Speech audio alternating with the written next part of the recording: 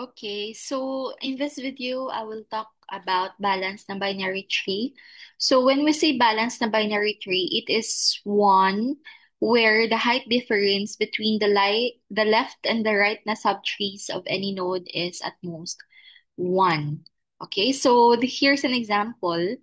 We have a big tree here. Oh, well, not really a big tree, but if we look at the height of the left subtree, it's 2. And then the height of the right subtree is also 2. And the height difference is 0. So this is considered as a balanced na binary tree. So just to take note na hindi lang siya sa root node na mga subtrees yung need natin i-check. So need din natin i-check yung height ng mga subtrees dito ni B at saka sub-tree na C. Okay? And then another na tree here is A.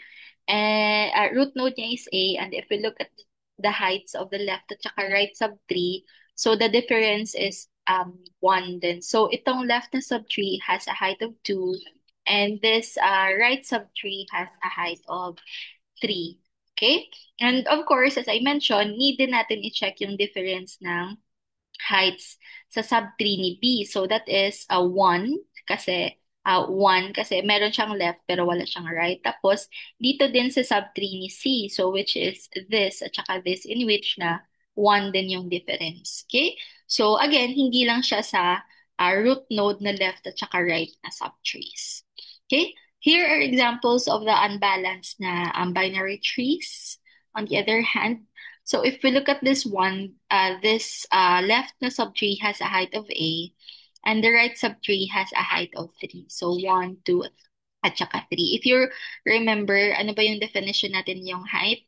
So starting from this node, for instance, and then going sa longest na um, path, going to a leaf, kumbaga. Okay? So the difference here is 2. So this is considered as unbalanced. And then if we look at this tree, on the other hand, balanced yung dito sa root node na A. Kasi kung titingnan natin, ang height ng sub-tree dito ay 3 rather. Tapos, ang height ng right sub-tree is 2. So, 1 yung difference. Pero, pag titingnan natin sa subtrees ni B, ang left na subtree niya ay height is 2 at saka yung right subtree niya ang height is 0. So, yung difference is 2 and pag 2 na siya, then it means na unbalanced na. If going back here, ang makakonsider lang siya na balanced tree if ang height difference is at most 1 lang. Okay? And this, on the other hand, is an unbalanced na tree din kasi yung left subtree ni A has a height of 2 and then yung right subtree ni A has a height of 0. Okay? And let's see here some more examples. So, ano ang relationships, kumbaga, ni complete versus balance at saka full na binary trees. So, in this tree, can this be considered as a balanced na tree? So, yes, kasi kung titingnan natin yung height ni left sub-tree ni A at saka right sub-tree ni A, they are both um, at height 2, so 0. So, pag titingnan natin sa left at saka right sub-tree ni B, ang height difference is 1.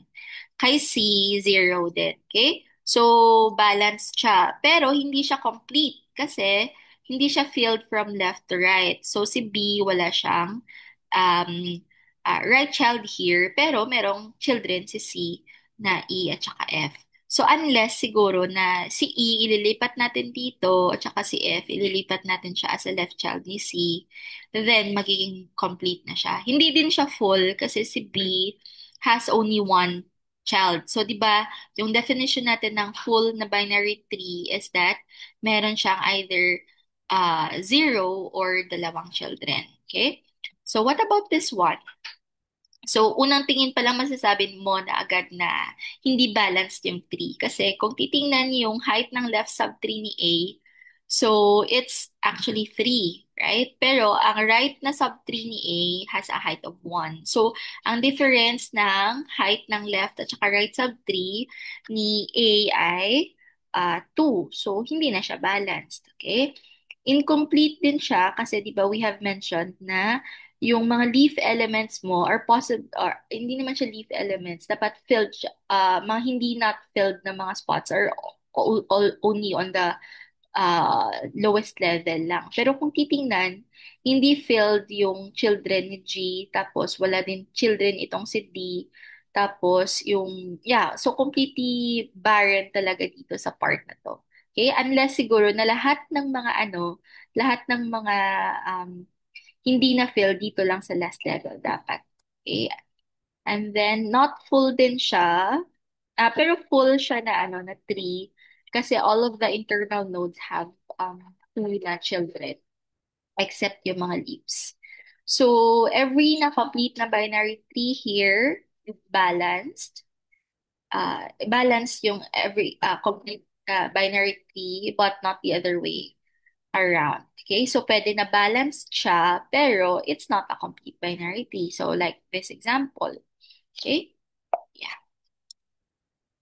So, complete trees, it must be balanced. So, ito yung restriction natin. And it may be full. It can be full. So, it doesn't have to be a full na binary tree, but it can be full. Ang full trees naman, it can be balanced.